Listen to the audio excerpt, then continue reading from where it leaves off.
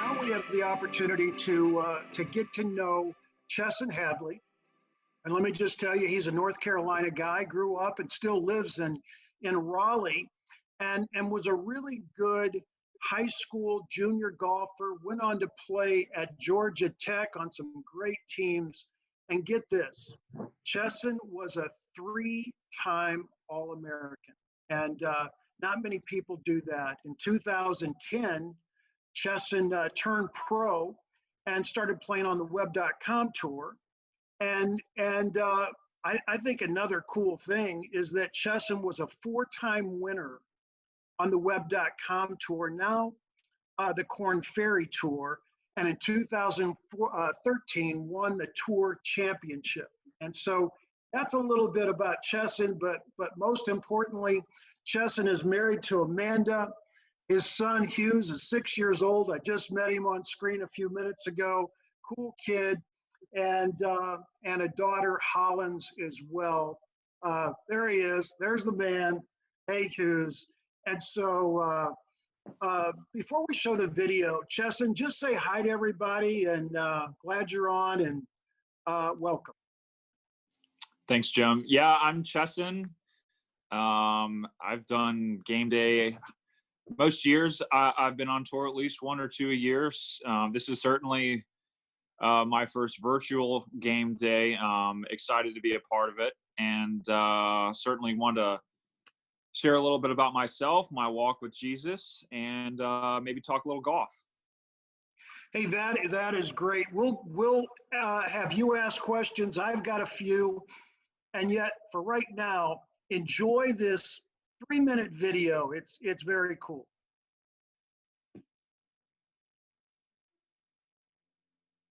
The best part of waking up is Folgers in your cup. How was that? Awkward enough?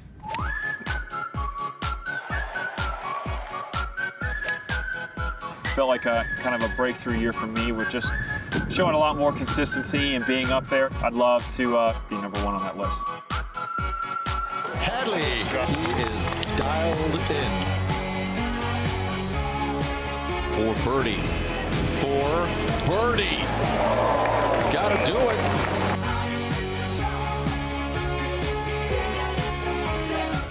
Chesson Hadley. Kidding me? How about that?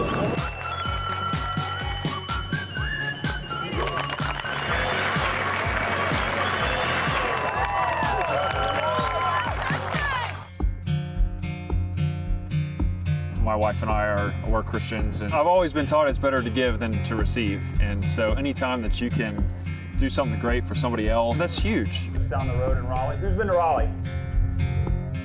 Well, I am difference maker. Oh, I am. You're welcome. Thank you. Only one that speaks to him. And I am friendliest of friends of God. With how hard it's been with golf, that's kind of part of trying to figure out what it is God has been teaching me here. And I don't think that He has given me these talents for me just to play it and then shut it down. Is your height kind of like messing with you? I actually use it to my advantage. That's why I'm able to hit the ball so far. Can you fly if you want to? If I had a little bit more lift, if I could get up to a certain speed, I bet I could.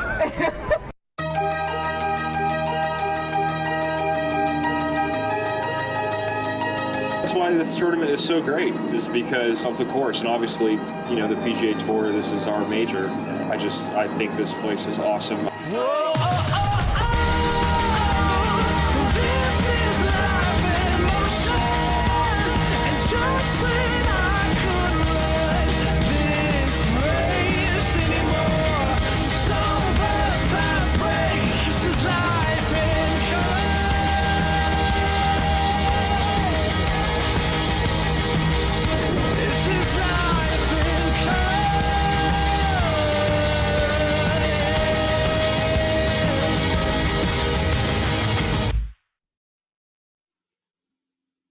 Well, Chesson, and you know, that was 8 weeks ago. Yeah. And you spoke at the FCA, the Players Breakfast with the pros. We had a bunch of pros there. You were the keynote speaker. We had 400 high school golfers in attendance. And you knocked it out of the park, there's no doubt. But little did we know on that Wednesday, at least I didn't know, that our world was going to be rocked. The next day was the opening round of the tournament. The commissioner, Monahan, said no people in attendance to walk the golf course, so it was pretty bare. But so here's a question for you. Do you remember what you shot on that opening round Thursday, which was the last round of golf competitively that you played? And what was it like being out there without any fans? Because you'll have to experience that again in another month. Sure. Yeah, I shot even par, so it was a medium start. Wasn't great, but I wasn't out of the tournament. But I guess it was certainly a little different not playing without fans or playing without fans. There is one day, I think Monday, there's not allowed.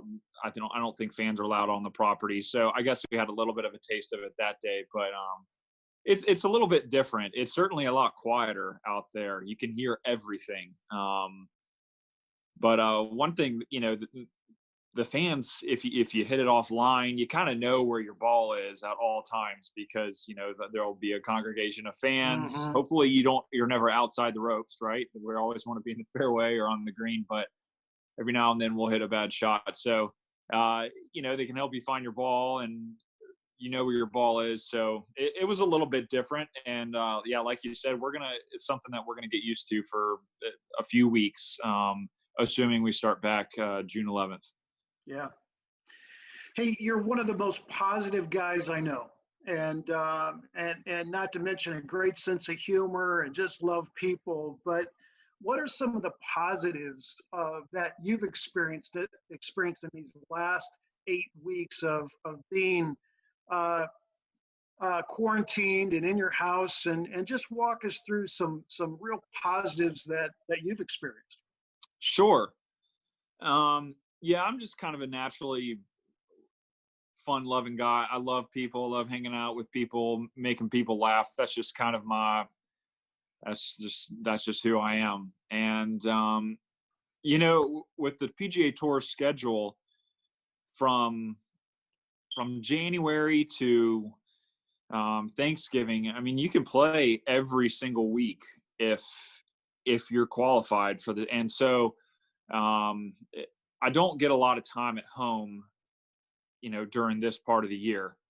And I have just so thoroughly enjoyed being home. And I was actually talking with Amanda, my wife, last night. This is the longest we have ever been together since I turned pro, I believe. Wow.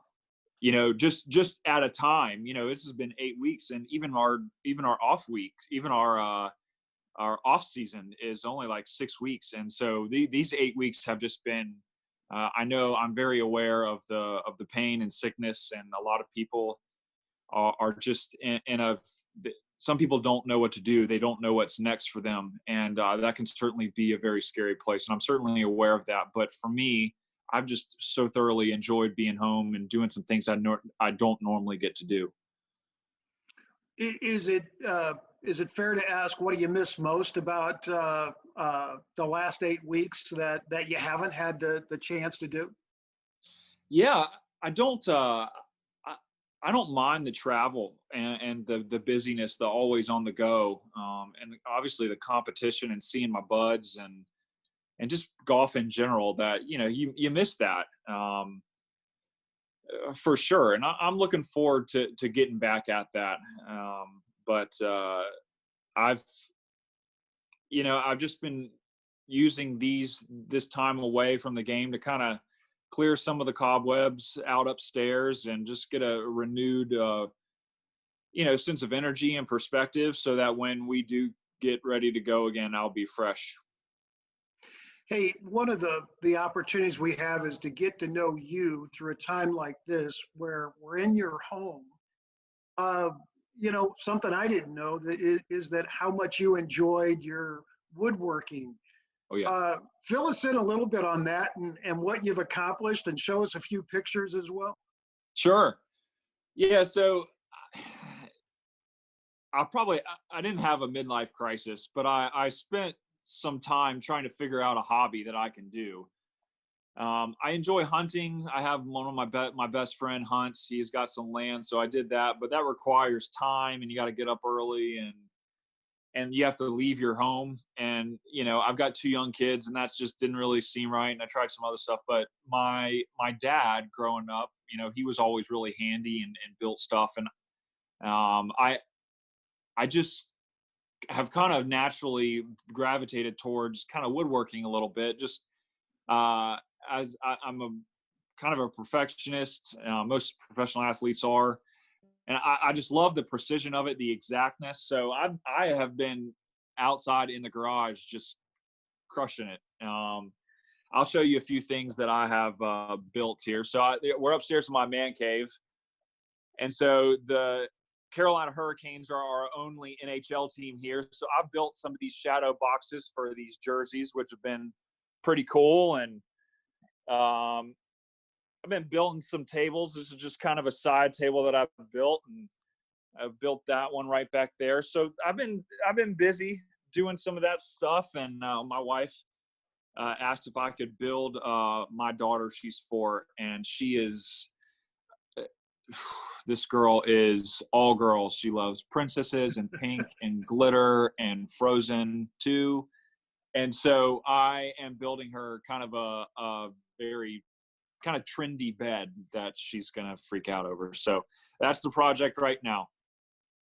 Hey, that's great. So let's get into the questions. This is the tricky part, but the good part as well. But Jeff, if you're ready, let's give Chess some questions and go from there. First question from Ella Cooper. And Ella, you're going to pop up. So Ella, hi there. Good morning or good afternoon. Hello.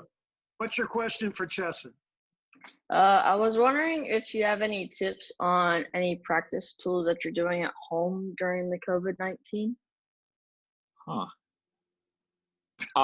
That's a good question. On what I'm doing or what you can do? Both. Both? If you don't mind.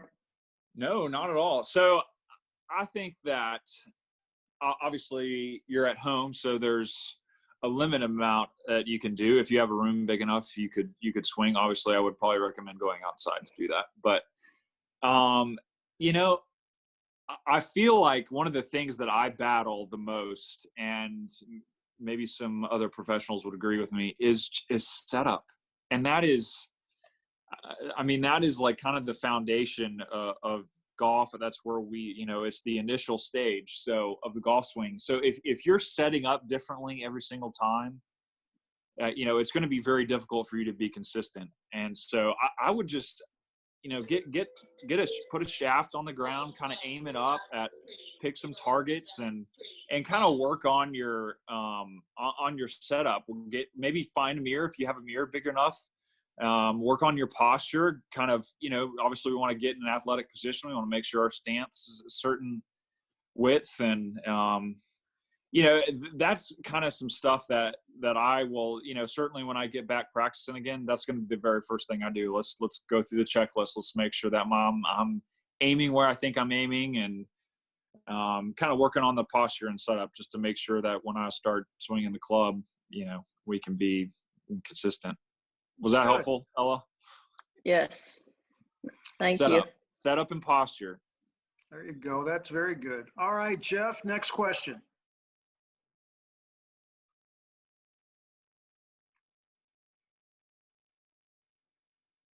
We are waiting, but we have a question from Cindy Roth. And Cindy, talk to Chesson.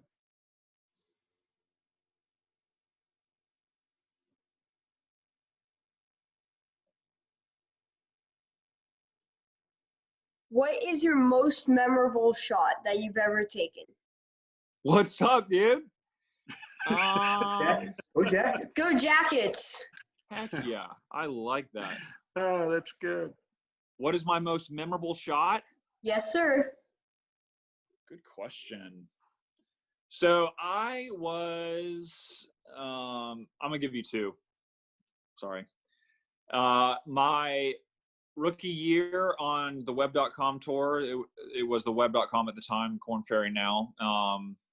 It was the last hole, and there's a tournament in Raleigh, which is the city I live in. It's where I'm from. I still live here. And I had taken the lead, and I had one hole to play, and I hit this. I had 132 yards.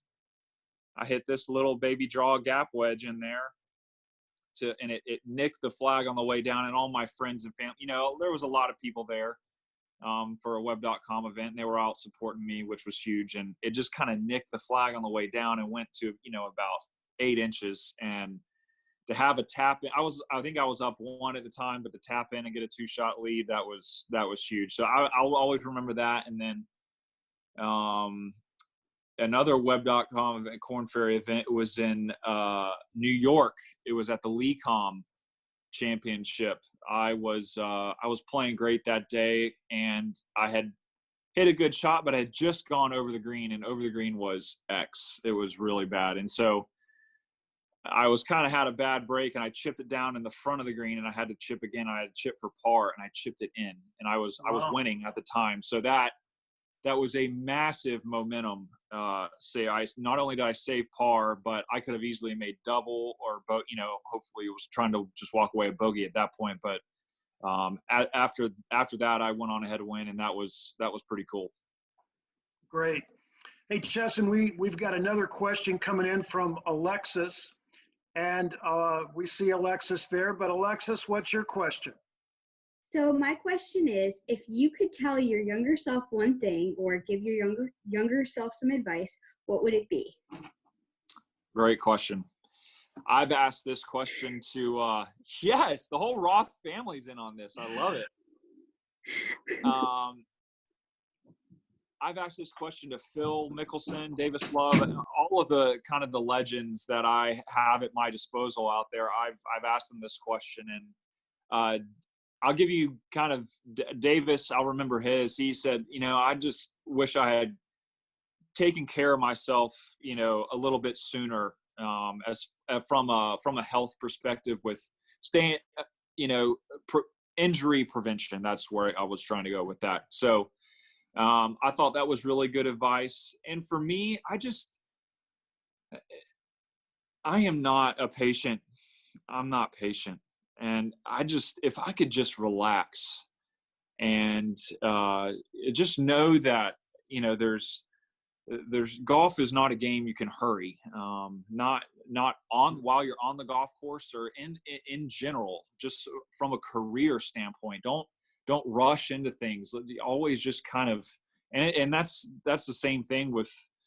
I'm actually reading a book on hurry right now, and that's the same thing on with your relationship with God. Just He has a plan, and just try and rest in that a little bit, and trust Him, trust yourself. And if I could give myself that advice, just relax. It'll happen. And not only from a 30,000 foot view but while I'm actually on the golf course, just patience, just let it, you've got the talent. It's going to be there. Trust your swing, and just don't be in a hurry. Great job, Alexis. And Chesson, as we're waiting for the next question, who are some of the heroes that you have that play on the tour, guys you look up to who've invested into you and that you just admire them, and then why? Yeah, golf is the only sport, one of the only sports, maybe the only sport where you get to play golf against the guys you watched growing up. I mean, I was 10 years old when Tiger won the Masters in 1997. I get to play golf against him now. Phil Mickelson, Davis Love. It's the only sport in the world where you get to do that. And so I've really, a lot of these guys I didn't know, And I've so thoroughly enjoyed getting to know Stuart Sink and Kevin Streelman, and just,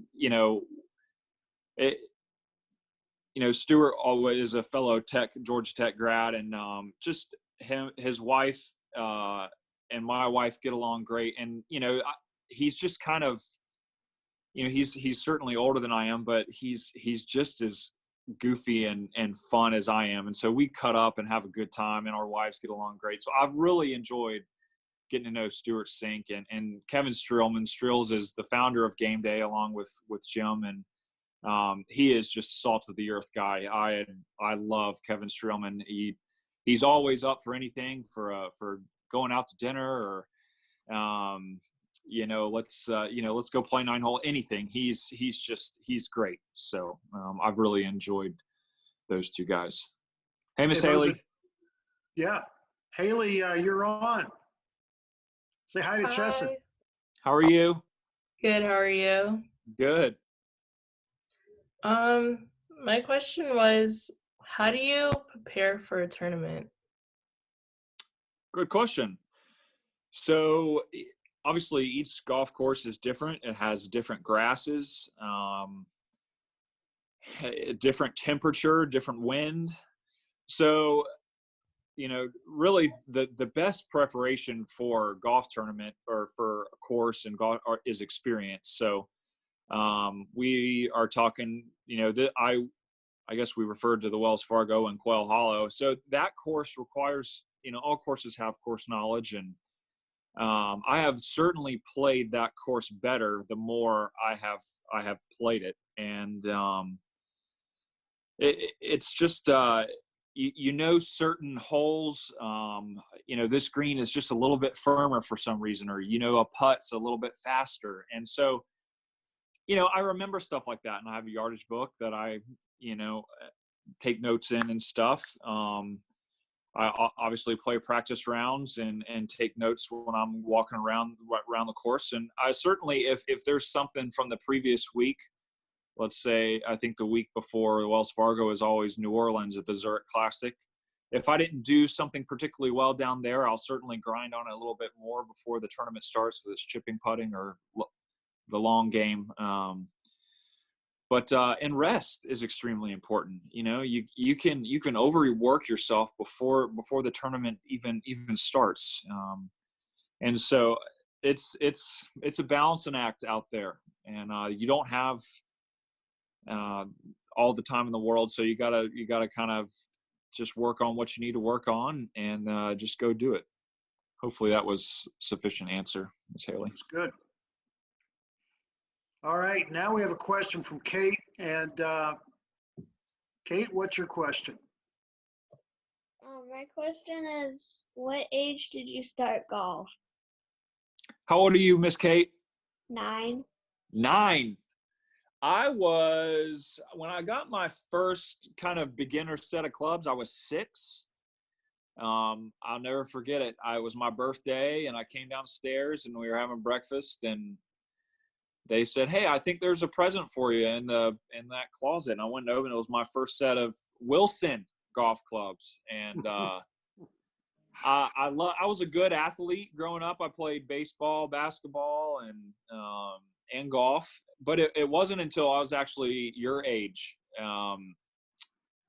that I kind of fully committed to golf. My parents always said, "Hey, we'll support you 100% in whatever you do. Whatever, if you want to play a sport or not, whether it's golf or baseball or whatever it is, we'll be all in." And I quit all the other sports when I was about your age, about 9 years old, and I've been doing it ever since. So I think I chose right. Chesson, talk about, before we get to George, hang on, George, hi there. Talk about just parents, and we've seen them throughout this call, of how important they are in your life, have been in your life. Now you're a parent. It's funny how parents get smarter as we get a little bit older, but just your relationship with your parents don't have to go long, and how important they are in the development of a young golfer. Yeah, my parents, I would not be where I am today if it wasn't for my parents' support and love and discipline. Um, and that all of that has certainly come full circle now that I have kids of my own. There are things that I, want to do the same that my parents, did to me. They were hard on it. The Bible says, "Do not spare the rod of discipline." So I was disciplined, and they were hard on me. But I so appreciate that now. I didn't understand it then, but I totally get it now, and I'm certainly tried to be the same with my kids. But there are things you want to do differently, and you can't parent each kid the same, because my son is wide open, and he is he needs to be reeled in and disciplined. My daughter is the most loving nurturer, and she doesn't need a bunch of correction. She just naturally tends to do the right thing. So it's just it's really cool. And but my parents are amazing. They live right down the road from me, and I love getting over there, seeing them every chance I get. So be good to your parents. And George, you've had a lot of camera time, and you are a good-looking man. So what's your question to Chesson? When you are playing in a tournament, do you enjoy talking to your competitors, or do you more prefer to be quiet and focused? I can do both.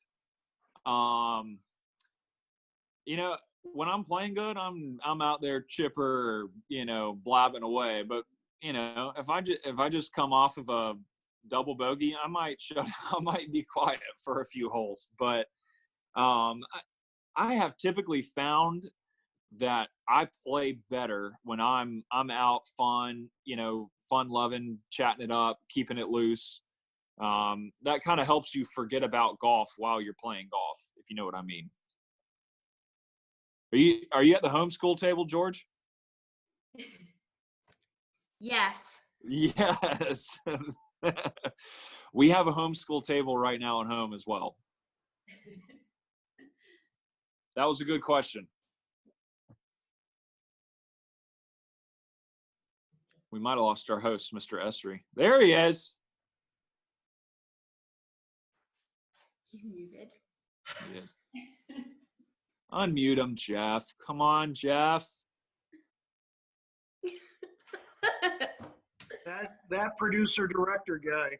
Hey, thanks, George. Great question.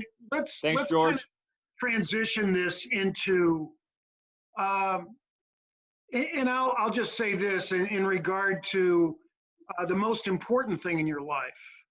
And some years ago, ironically, we were doing a game day in Houston, and I don't know if you'd remember, but it was Chesson, it was you and Stuart Sink who were doing that particular game day.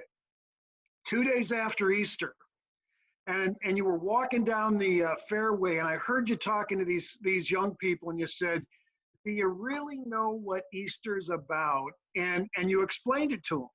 And I just thought that was one of the coolest moments of game day I've ever experienced. And yet you talked about how important your relationship with Jesus Christ is in your life. And but just talk to us about that and share that. Sure. I grew up in church. My parents took us to church, and I went to a Christian school. I graduated from Christian school. And so Christianity and Jesus have been a part of my life for a long time. The church I went to, they had kind of a commissions class where we spent a weekend with everybody who was in the kind of the same age. The youth group spent a weekend at the pastor's house, and he kind of walked you through what a relationship with Jesus looked like. And that's when I got baptized, and he asked me if I believed who Jesus is and what he did. And I certainly did. But I don't remember how old I was, but I was not ready for a relationship with Jesus at that time.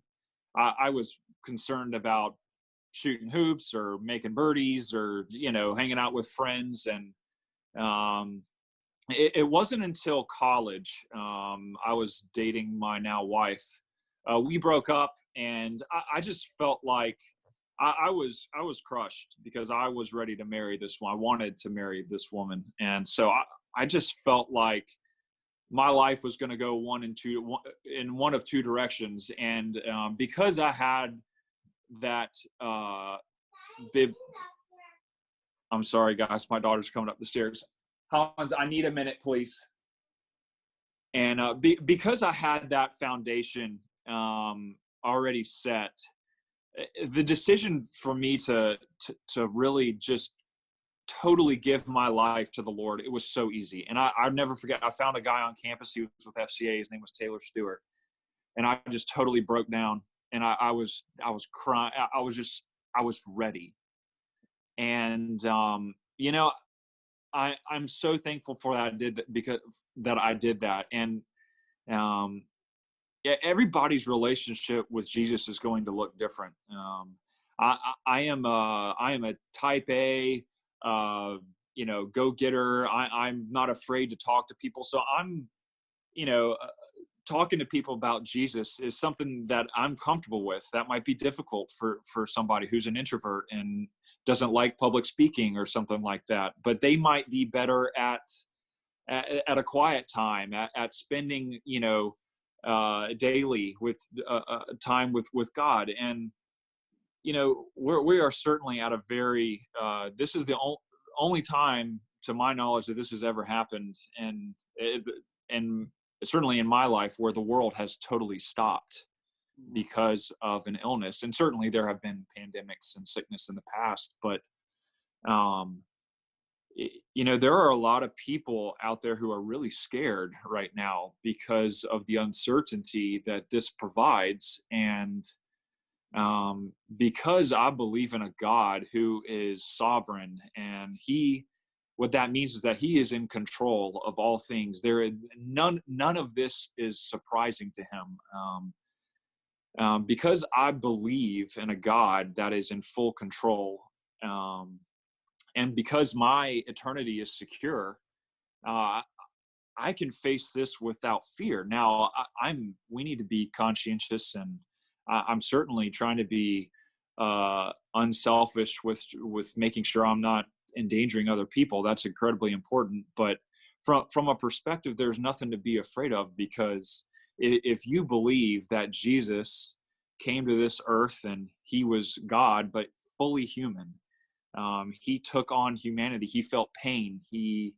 cried. He was joyful. He felt all the emotions you and I feel. But he was perfect. He never sinned, and he chose to die for us so that we could spend eternity with him. And if you believe in that, then there is nothing to be afraid of.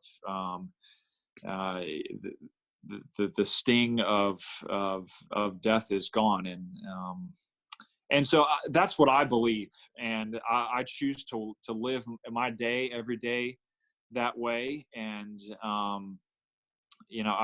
I'm just so thankful that I made that decision. 15 years ago now, however long ago it was, I don't even know.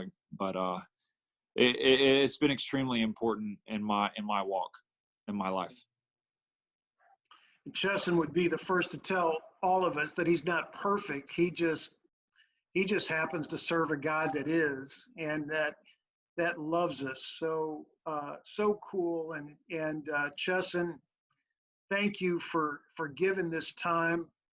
And we're going to wrap it up. But if ever there's a hero to follow, to root for all of us, it's Chesson, and he does so many charitable, eternal good things for this world. And so to do this, we're very appreciative.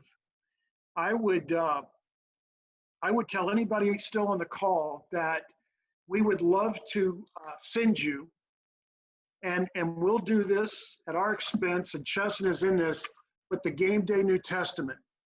It's got God's word from in the New Testament but it's also got 24 testimonies from pros, much like Chesson and Stuart Sink and Kevin Streelman. And it's our gift to you because we want you to develop that relationship with God through his son, Jesus Christ.